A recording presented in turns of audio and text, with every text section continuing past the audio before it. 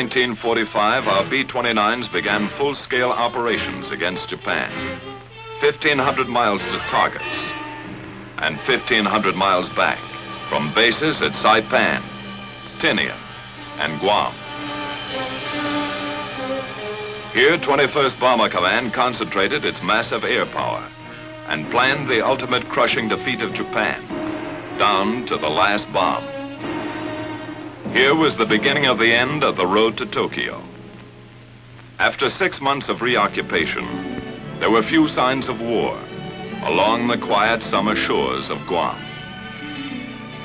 The liberated Chamorros were back in their clean native villages, American citizens again, smiling and friendly, unaware that a miracle had happened around them.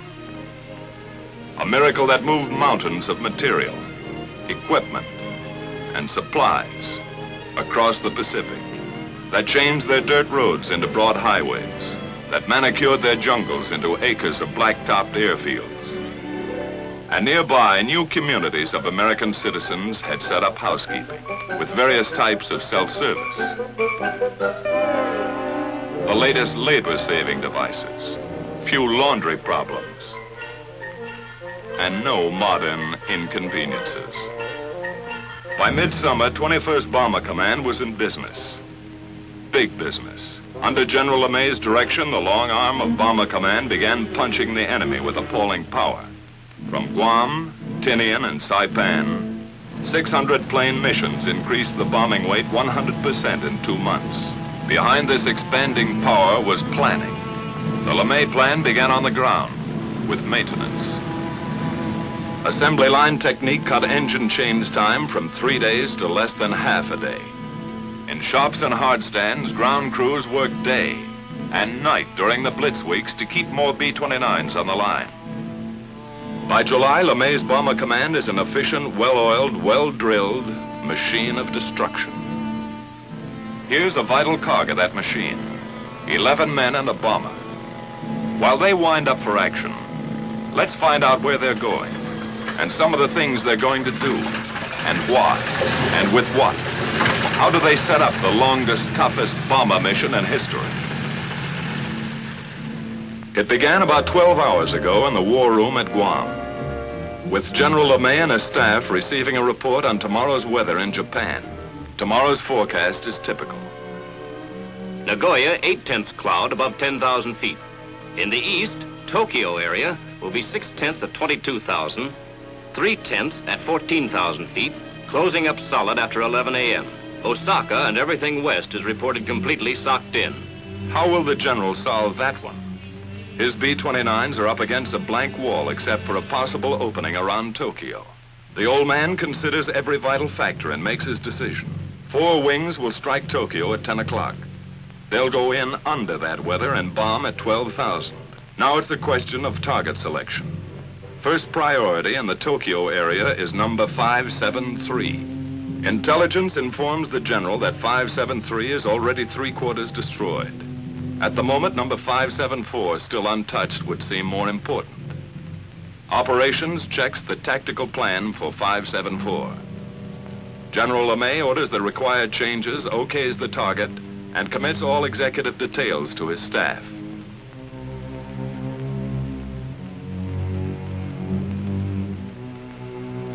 Operations, with his deputy chief of staff and project officer, goes to work setting up the changes. In that plans folder is a mountain of preparation by special sections of intelligence and operations. 1,000 hours of research. Collated facts and figures have been distilled into Tactical Plan 574. Aircraft will assemble as briefed with 3 groups of P-51s for escort. Smoke markers at 1-minute intervals will be dropped by lead planes to expedite departure from assembly point. 1 squadron each wing will carry M47 incendiary clusters. Balance of squadrons, 500 and 1,000-pound GP bombs fused a quarter-second nose and tail. Altitude of attack, 12,000 feet. Planes of 314th Wing will carry capacity fuel loads of approximately 7,300 gallons per plane. Calibrated airspeed of 210 miles per hour will be flown by all aircraft on bombing run. Radar landfall 3450 north and 140 east will be the same for all planes to afford a good land-water contrast checkpoint. The Navy is requested to furnish the following facilities for air-sea rescue purposes. 3 surface vessels to proceed to positions X. 4 submarines assigned to lifeguard duties at positions Y. 2 Dumbos to orbit at stations Z. 4 B-29s will orbit as super Dumbos at the following positions. Each section of the plan is double-checked. To supervise certain aspects of planning, Lieutenant Colonel Catton, a former lead crew pilot, was recently brought over to staff as project officer. This officer's extensive combat experience now helps to iron out operational kinks. He will accompany this mission to observe new smoke signals at assembly point. A field order is now dispatched to the wings. Takeoff time is flashed to the controller, who coordinates the vast network of communications gathered here at the heart and nerve center of command. Here in the control room, status panels and a mission board are maintained to show at a glance the countless up-to-the-minute details of all daily operations. Prior to takeoff, each mission is set up on the board to afford a visual progress of the flight, from takeoff to target and return. Colored yarns, one for each wing, are laid out to indicate the flight lines, which pass close to Iwo Jima, the halfway point.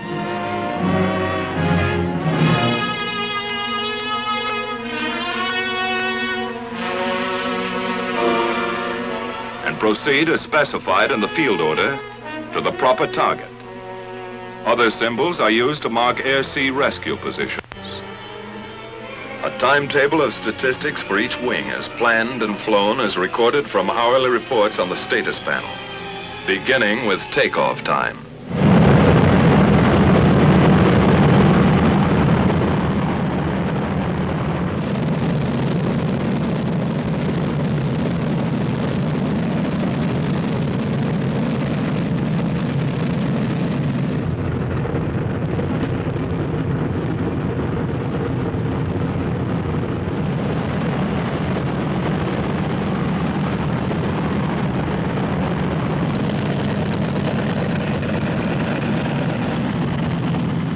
Veteran crews, it's just another day's work. One more 1,500-mile haul up and down the ruddy Pacific. 15 hours, 7,000 gallons, 4 engines, 11 guys. Knock wood. A water jump across 20 degrees of the globe. A continent of ocean. Destination, Tokyo. It's like taking off in Mexico for targets in Canada. The 314th is airborne. 145 planes, 1 minute apart, 67 tons each.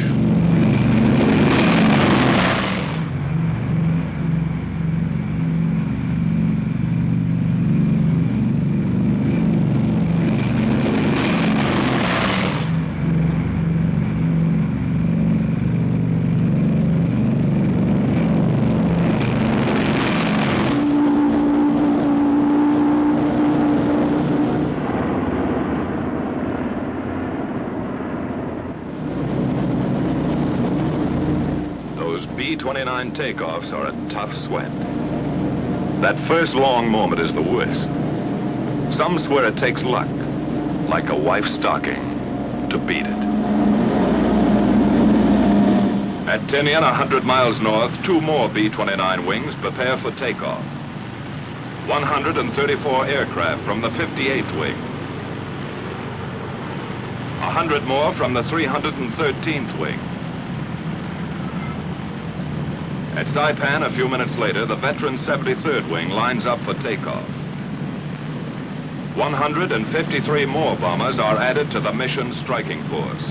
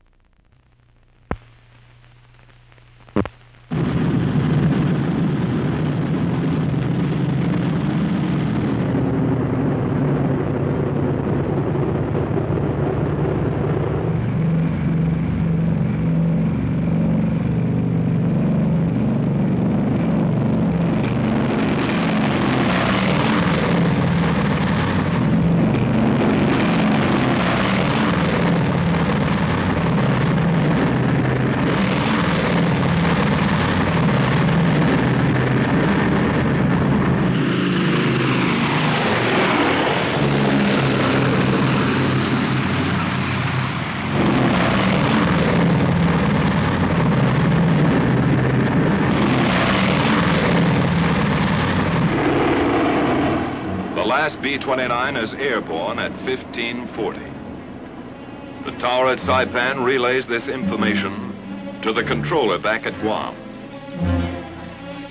First and last takeoff times of each wing are recorded here and go to make up the first of a series of tabulated mission reports.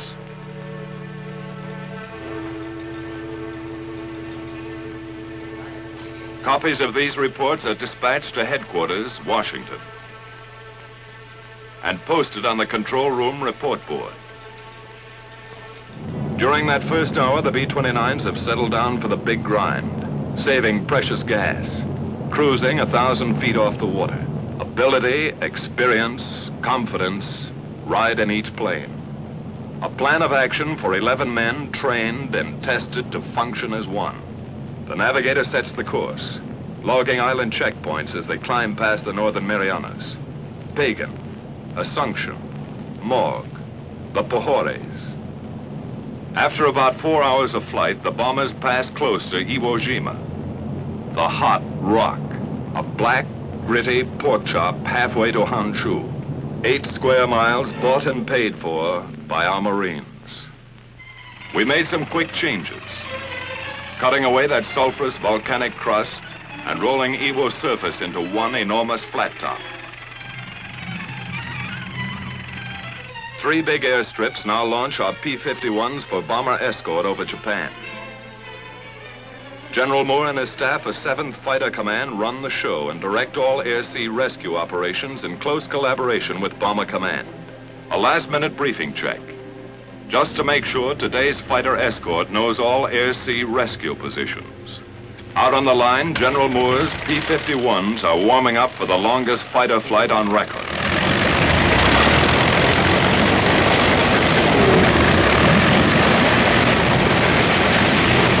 Seven hours on one engine, extra belly tanks, extra nerve and stamina in the cockpit.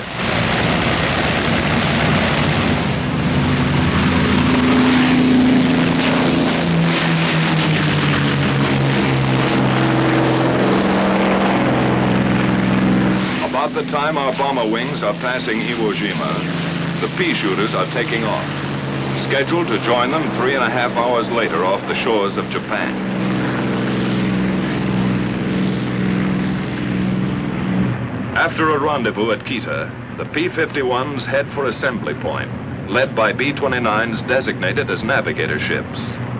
Farther west, our bomber wings grind ahead on the last lap to the Empire. Reports to the controller back at Guam give their flight position, which is kept up to the hour on the mission board. Still at low altitude, the B-29s are approaching the bad weather belt, where unreported storms and cold fronts appear suddenly across the bomber course. Pilot to crew, we're going to start our climb. Check oxygen equipment. Tell Buck he'd better get out to his doghouse. As they begin their slow climb to altitude, the crews prepare for the vital business ahead. And from now on till they come off target and head home, it's all business.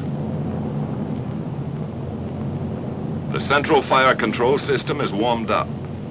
Superhuman brain power at the flick of a switch. Each gunner flexes his sights and tries the coordinated fire controls with a few short bursts to clear the gun. After pushing up to altitude, the bombers arrive close to assembly point. Air in the pressurized cabin is comparable to 8,000 feet. But oxygen masks are adjusted and ready for instant use. From the southeast, our fighter escort appears with its navigator ships, which now turn off to wait for the fighters' return at Rally Point. The Mustangs climb in formation to take positions above the boxes of B-29s.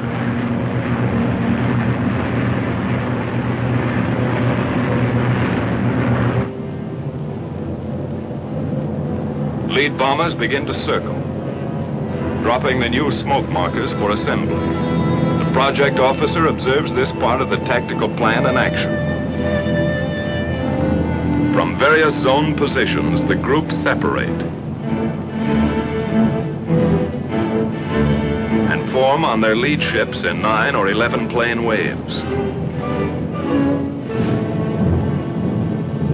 which head for initial point. The big parade is on.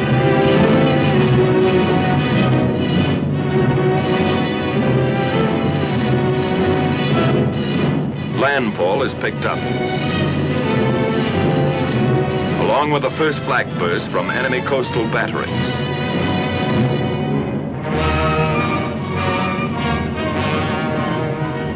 Fujiyama, the familiar white beacon, marks the turn for initial point. Flak becomes heavier and more accurate.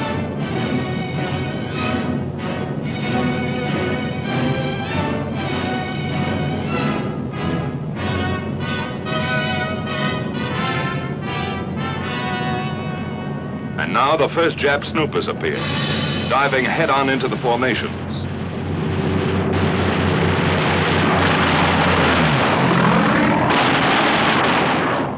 Some are suicide fighters trying to ram our bombers. Other Jap fighters drop phosphorus bombs, set to explode in front of the oncoming B-29s.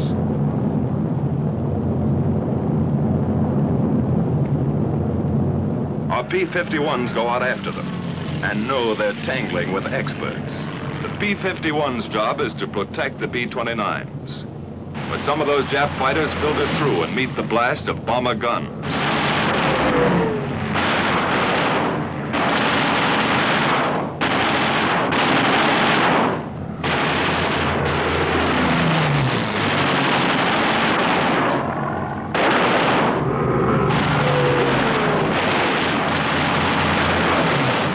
Tail gunner pleads with a nip fighter to come in a little closer.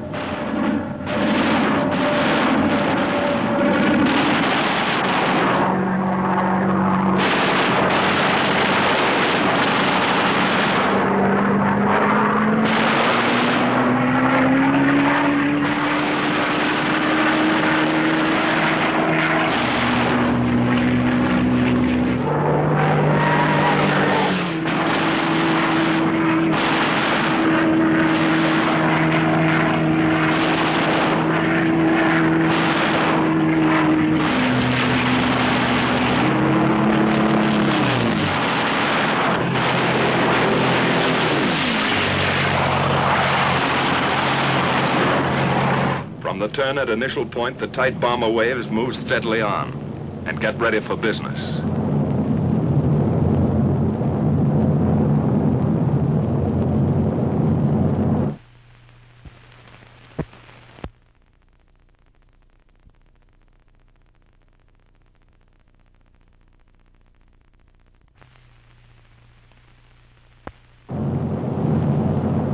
Flak and fighters fall off.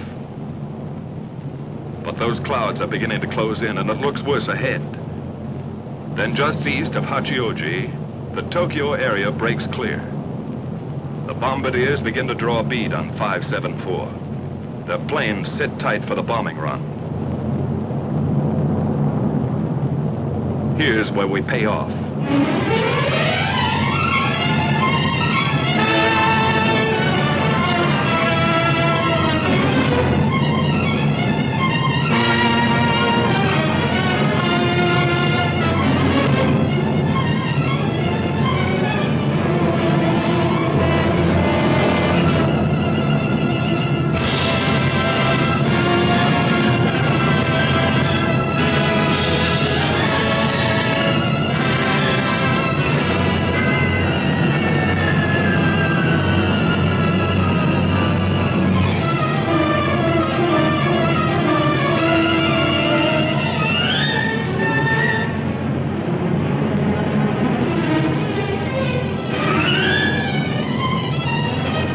Two Jap aircraft plants and an airdrome, 12,000 feet below, are about to receive 4,000 tons of destruction.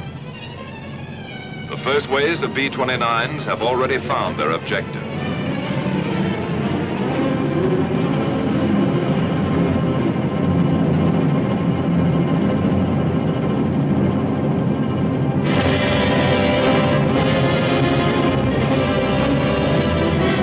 Succeeding bomber groups add their devastation to the smoking targets.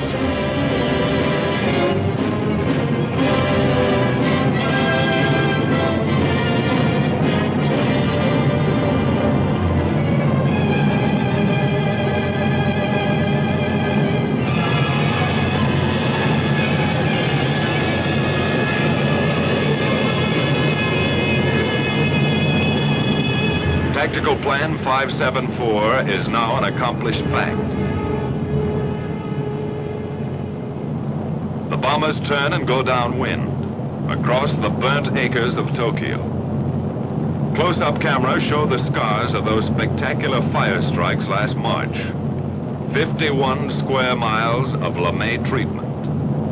Across the bay, and a tailwind speeds them south, down the Chiba Peninsula. This is fighter country. With the first call on the intercom, our Mustangs peel off and go to work again.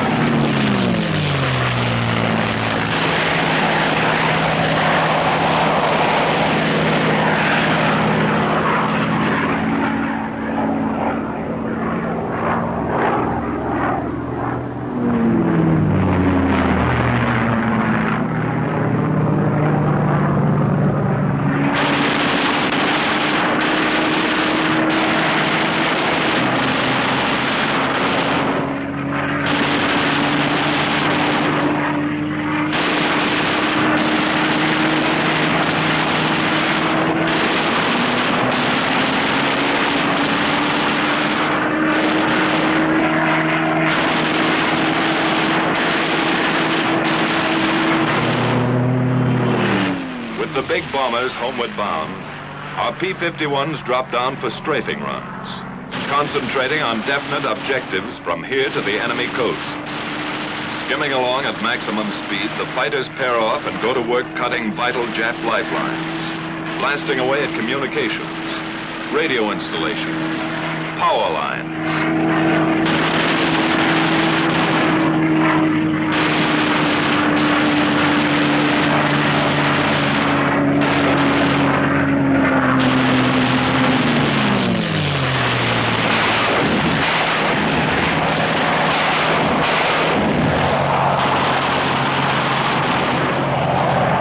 Swooping down on enemy transportation, railroads, marshalling yards, small suburban factories.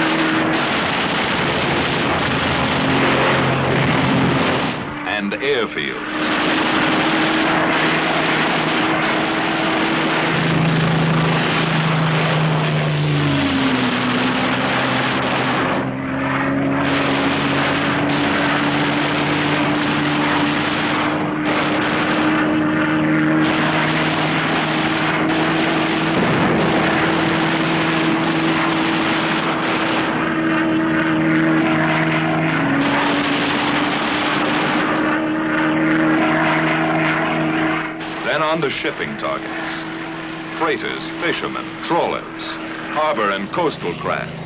Destroyer or lugger, it's the same enemy.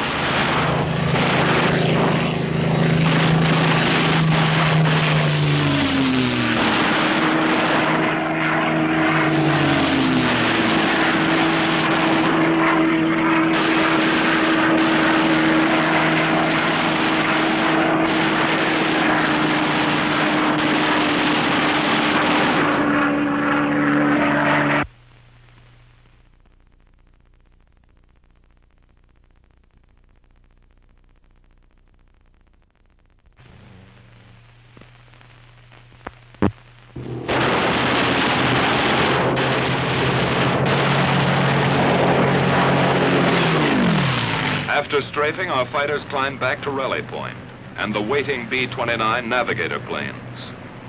With the first sight of Iwo, fuel gauges are down close to empty, but fighter spirits begin to rise. They wind up and finish with a kick, coming past Suribachi at whiplash speed, and zoom into their victory rolls. Once over for each Jap kill.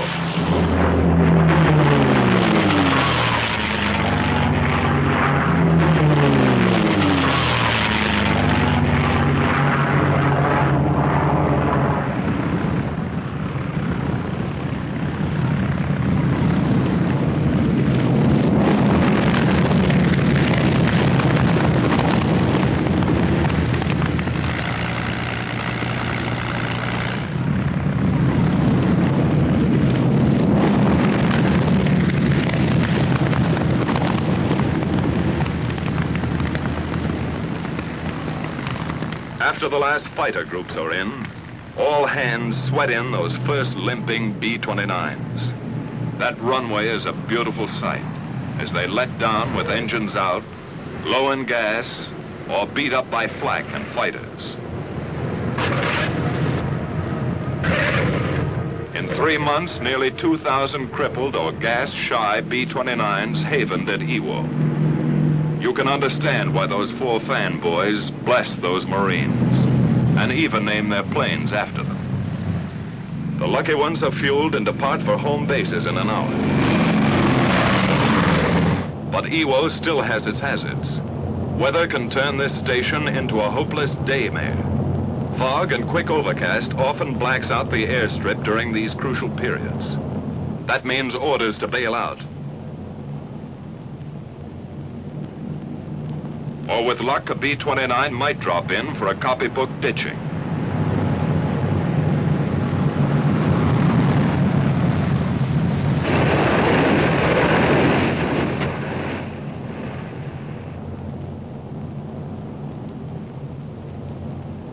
From here you can see how the cloud cover up there smothers the runway and realize what one pilot went through. Sometimes a battle-scarred bomber staggers back to Iwo, only to flatten out at the last heartbreaking second.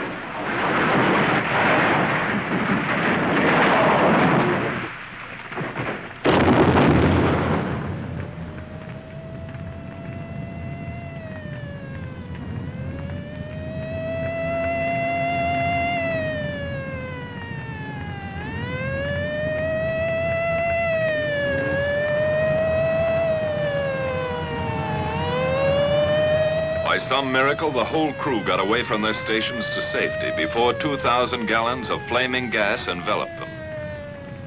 Firefighters risked their lives to save the ship. This, too, takes courage beyond the line of duty. Far to the south, most of the wings are nearing their bases. Exhausted crews wait out the last endless hour, when time seems to stop. Their position is radioed in, and the controller gets word of the approaching flight.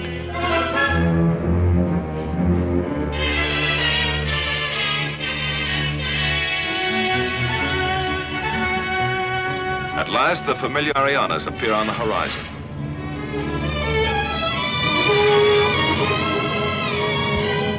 The bombers fly across Guam and turn into the landing pattern.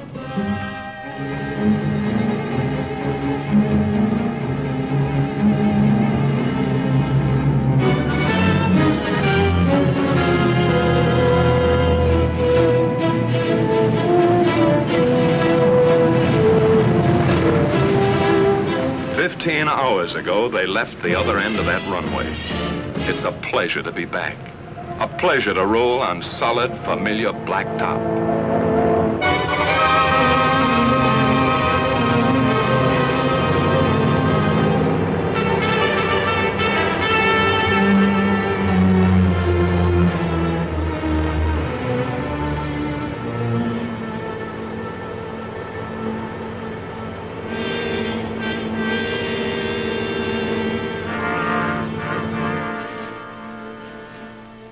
Good to feel the sudden, humid heat, to be among the living, swapping details with the ground crew. Flak, fighters, the close call, the one that got away. But some of those B-29 crews won't be able to talk it over today. 11 men and a bomber that didn't quite make it.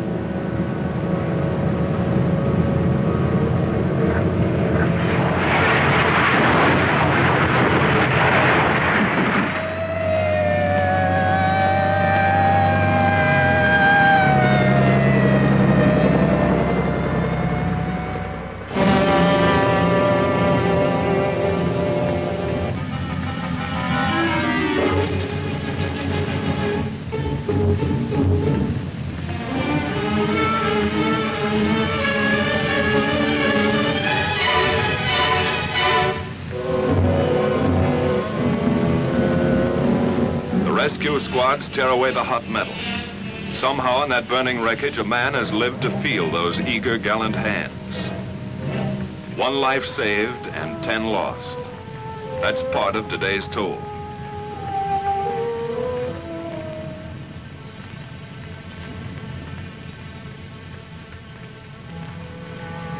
And there were many other days and nights that took their toll of young American lives in the service of our relentless, expanding air power.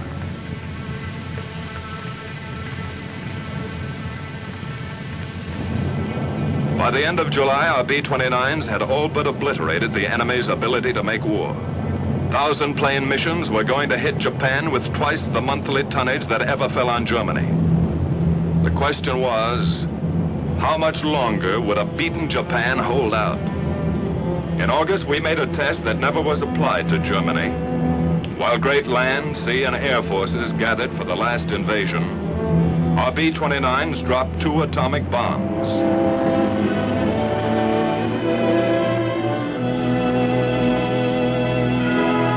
Which hastened the surrender of Japan and saved untold thousands of American lives.